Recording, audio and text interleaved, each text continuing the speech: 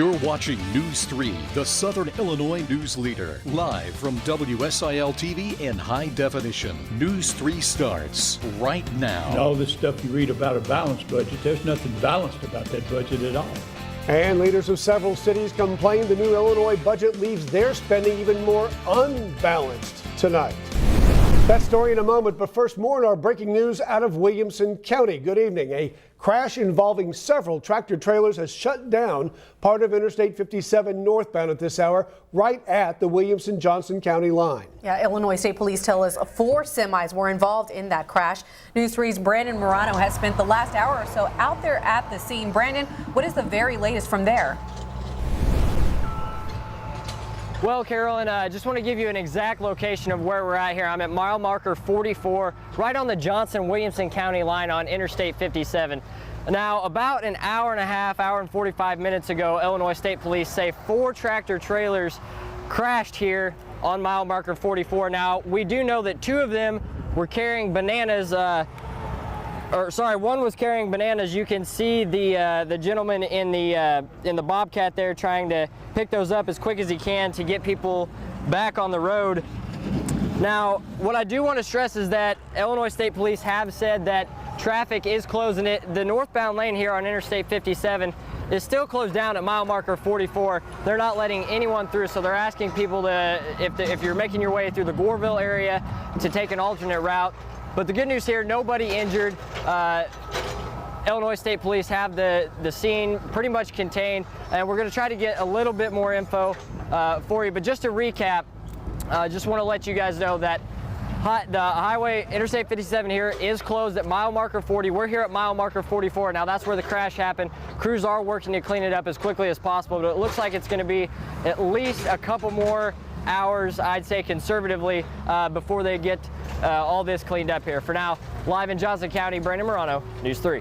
All right, thank you, Brandon. Brandon showing us the traffic there. Take a look at this video just sent to us from a viewer of traffic moving slowly through Goreville. Folks being detoured off of the interstate created this slow-moving scene you see here. Again, folks are being asked to avoid the Goreville area right now because of backups just like this. And we have new details tonight on the Illinois budget's impact on the city of Mount Vernon. City leaders say provisions within the budget will cost the city $250,000.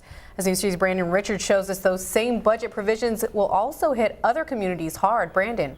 Yeah, that's right. One of those provisions requires communities that collect their own local sales tax to pay a state administrative fee. That includes a lot of cash-strapped communities in southern Illinois just barely hanging on. The Illinois Municipal League says the state will charge municipalities that impose their own local sales taxes a 2% administrative fee. In other words, 2% of the money that belongs to local communities will stay in Springfield. Mount Vernon has to pay that fee. Its leaders say it couldn't come at a worse time. Over the past 2 years, we've made a lot of cuts. In fact, the city had to make $3 million worth of cuts and had to lay off 7 employees. Losing 2% to the state through a new administrative fee leaves city leaders with more tough choices. We're not exactly sure how we're going to maintain a balanced budget this year based on the revenues that'll be retained at the state. On top of that, the city manager says more people shopping online and declining sales in 4 of the city's retail sectors, grocery stores, household furnishing, auto and manufacturing, make things much harder. City leaders will now consider cuts to overtime and eliminate equipment purchases. We'll do everything we can to go through our budgets, see if there's more that we can cut. Given the financial struggles Mount Vernon already faces, City Councilman Jim Rippey blames state lawmakers for adding to them. And all this stuff you read about a balanced budget, there's nothing balanced about that budget at all. If you look at the exodus out of this state and how many they're losing out of Illinois, it don't say a lot for us right now. And under another provision, municipalities will receive 10% less in state income tax payments this year, but the total number of payments they'll receive will go up. Analysts say that means communities will see a slight increase in the amount of money they'll receive, but it would only amount to a relative drop in the bucket. In the newsroom, Brandon Richard, News 3. Brandon, thanks. SIU's Board of Trustees today approved millions of dollars in cuts to the 2018 operating budget there. It comes as part of a larger plan to right the financial ship on the Carbondale campus. More than half that money will come from not filling vacant positions. The university will also have to spend nearly $7 million to repay money it borrowed from departments for operating costs during the Illinois budget crisis.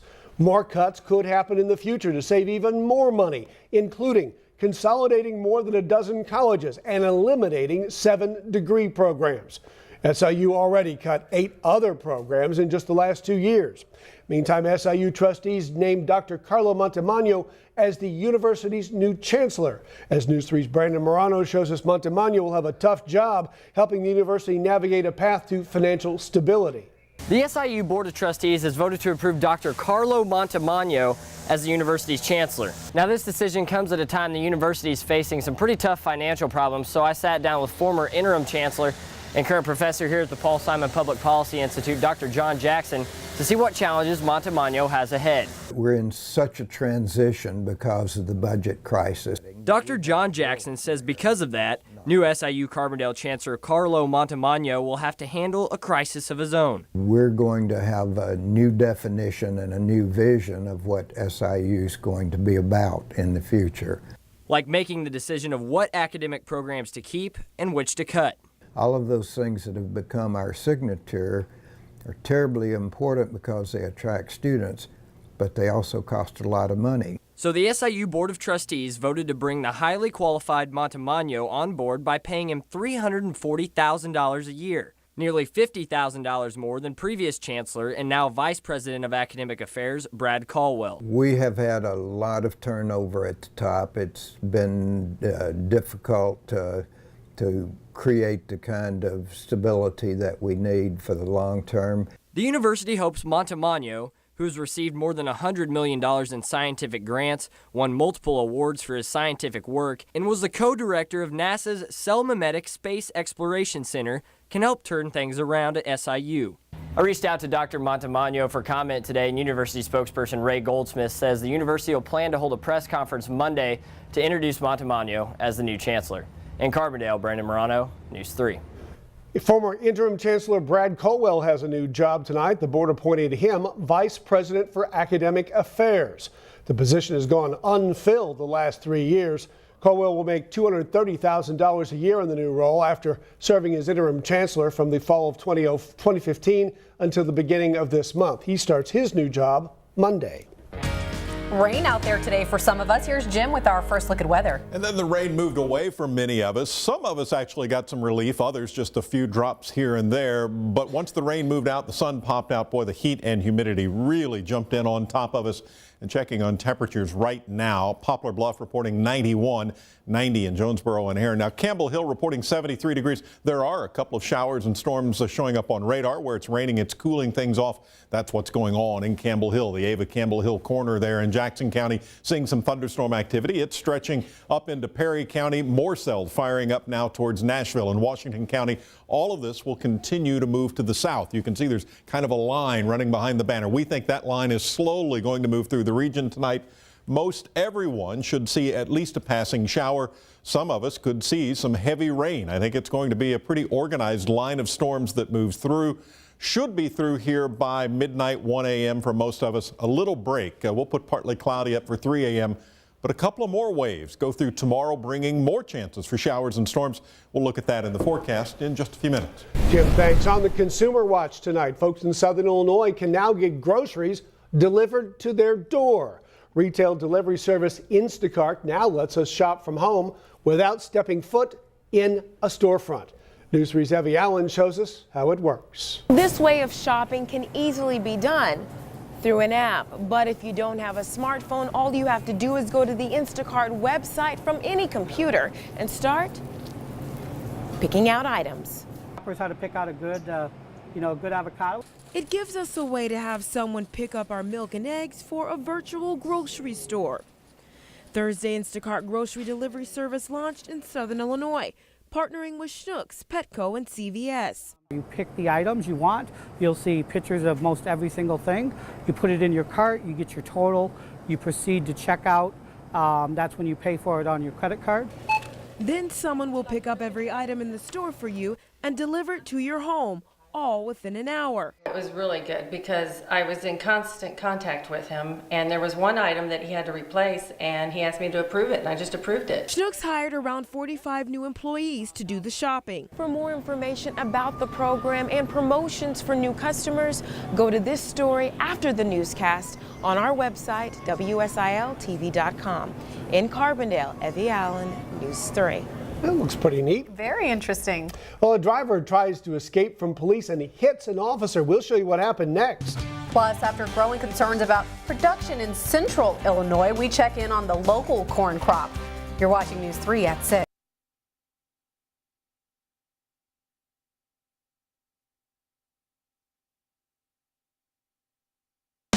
You're watching News 3 with Dennis Turner, Carolyn Serta, Chief Meteorologist Jim Razor, and Sports with Darren Kennard. How does this year's corn crop look? Well, it depends on where you live. Some farmers in central Illinois say their stalks have barely reached knee height. Yeah, but as News 3's Hannah Gebrselassie shows us, southern Illinois farmers have seen their crop grow tall and green. At 7 years old, Tony Boyle knew he wanted to get into the agriculture industry. As a little kid, I'd always go up and, go on my great-grandpa's, farm and see everything, and I was kind of hooked in. He studied agriculture systems at SIU, eventually becoming a crop specialist at Southern FS in Jackson County. And one of the biggest crops he focuses on? Corn. You see inside, nice kernels. Boyle says he works with over 60 farms, including UHH Clark Farm. And experts tell me they're expecting about 250,000 of harvestable ears of corn on this 8-acre plot. We're pretty well made. So a lot of what I do is try to, be the eyes and ears for a lot of my growers to produce the best product that they can. He says part of what makes the corn so harvestable is the weather in southern Illinois, which, unlike other parts of the state, has been favorable. I wish I could say that for everyone, but we've been very fortunate. Dr. Jason Bond from SIU says the condition of corn crop in southern Illinois changes depending on the amount of rain received in the last month. Both he and Boyle agree they would like to see more rain. Mother Nature can grace us with some rain across the, southern part of the state. That'd make a lot of guys happy. Reporting from Jackson County, Hannah Gebrselassie, News 3. Experts add that foliar diseases are starting to increase, which would impact corn production, but so far no reports of southern rust affecting the crop in southern Illinois, but the industry is cautiously keeping an eye out for it. Sunny and hot this afternoon out at Wolf Creek. Will we keep having to dodge rain clouds as we head into the weekend? Jim's forecast is up next.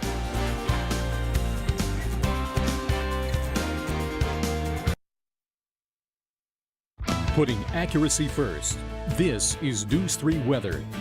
Many of us saw a passing thunderstorm today, a little bit of rain that helped local gardens and fields and such. But I've already heard from at least 2 folks that have said, I didn't get anything. Well, one of them said he got 1 drop. So there's some spots out there still looking for rain. The good news there is there are at least 2 more chances for rain coming in and almost 3 showing up in the guidance package right now. One is almost immediately on top of us. We can see this line that is filling in our northernmost counties right now. Some individual cells out ahead of that line. They're not directly associated with what's going on right here. What's going on in Franklin County, Perry County, Jackson County, actually from some of the jet flow, I think, ahead of that line. So that batch may continue to move off toward Rend Lake, while this line is going to continue to move off to the south. And that's why I think everyone sees a chance for more passing rain as we move through tonight.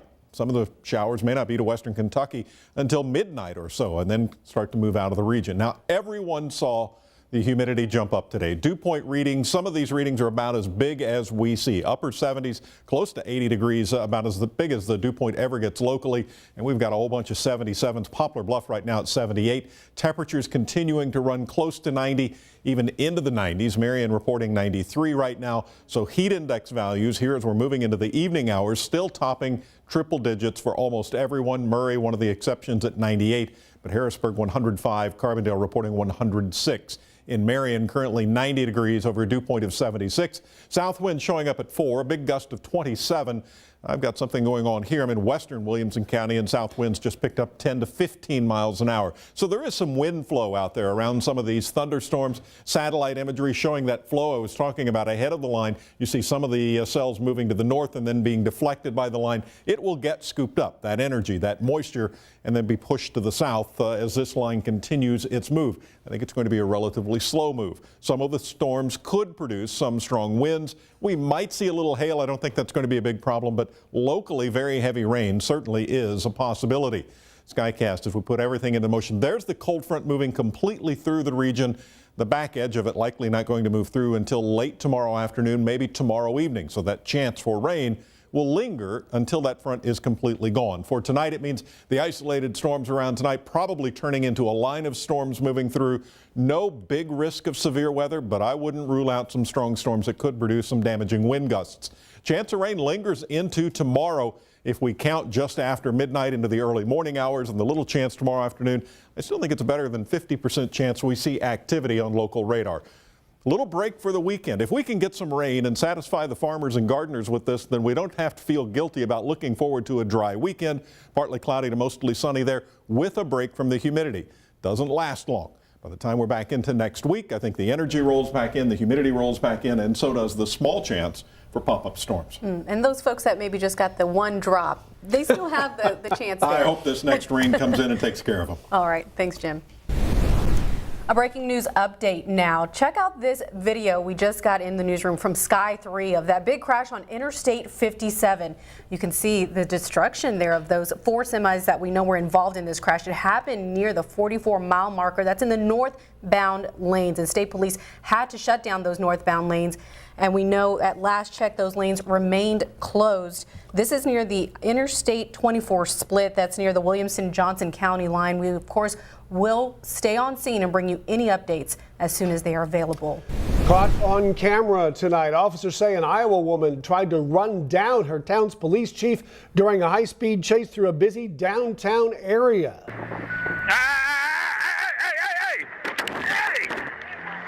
Officers say the driver, who had warrants for her arrest, had drugs in her vehicle when she hit the chief. He got right back up and chased her down the street, a chase that eventually reached 75 to 80 miles an hour. Eventually, the driver and her 2 passengers abandoned the car and tried to run. Cops caught up with them shortly after. Yikes. We'll be right back with sports. This is News 3 Sports in HD.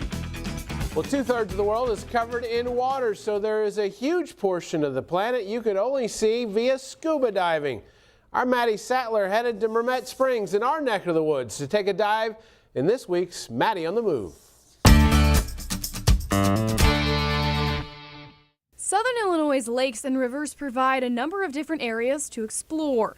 This week, I wanted to go below the surface, so I headed down to Mermet Springs. It's one of the hidden treasures, I think, that people really don't know about. We train more than 400 divers per year, and we run group travel literally around the world. And they have programs for both beginners and experienced divers. You can come here and learn to dive.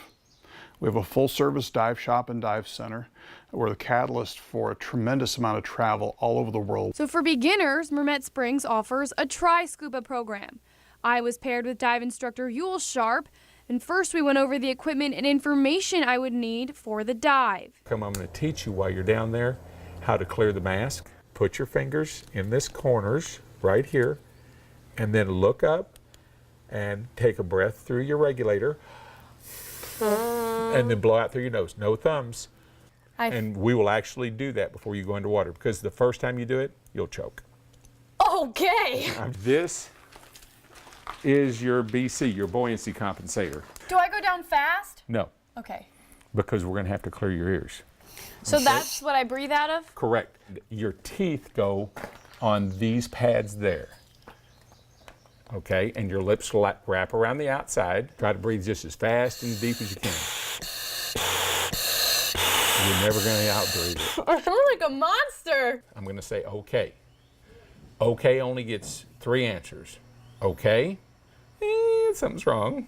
Or this is up. If I go okay and you go, I think you're going to go into the surface, okay? So don't do this. Unless you want to go up. Okay. Okay? Okay. And so now it's time for you to start getting into your wetsuit. This might be the most complicated thing I've ever worn. So I was dressed and ready. All I had to do was get to the dock. So lean forward. Not that much, but just lean forward just a little bit. We're waddling down. We got in, and I got acclimated to the water. Remember I told you the first thing you're going to do is choke? Yeah. I'm not going to lie to you. See? I'm getting better, but that's hard. Go ahead and breathe. And just go face down. There we go. She's actually relaxing now. Then, just dive right in. You ready?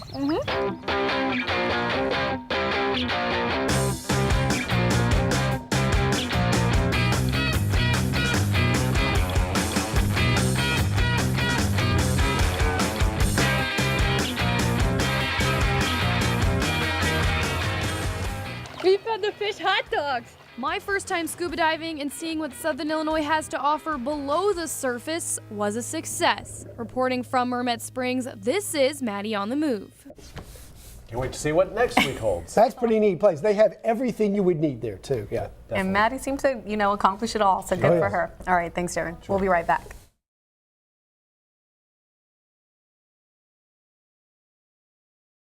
Remember those Tickle Me Elmos that became all the rage a few years ago? Well, another Sesame Street character got some new buzz for a little something different in his belly. Yeah, it turns out Cookie Monster was eating something a little less sweet. A traffic stop in Florida turned up this Cookie Monster stuffed with cocaine. The driver of that car has now been charged with drug trafficking. Cookie Monster is expected to be okay, though. And if you ever found yourself in a tight spot and needed some cash, well, your situation likely didn't get as bad as one guy in Texas. The repairman literally got stuck inside the ATM. He didn't have his phone, so he slipped notes to people, getting cash, asking for help. A few hours later, police and his boss helped get him free. Lucky him. And another breaking news update for you now. Let's take another look at this exclusive video from Sky 3 over that crash on Interstate 57 in Williamson County. It happened near the 44-mile marker in the northbound lanes at the Johnson-Williamson County line. 4 semis crashed, blocking both lanes of traffic. State police had to shut down those northbound lanes and divert traffic over to Goreville, which has got a lot of heavy traffic going through it right now. We'll have an update coming up for you live on News 3 at 6:30. That's right. Brandon Morano will bring us the very latest then, so do not go anywhere. We'll be right back again in 1 minute for News 3 at 6:30.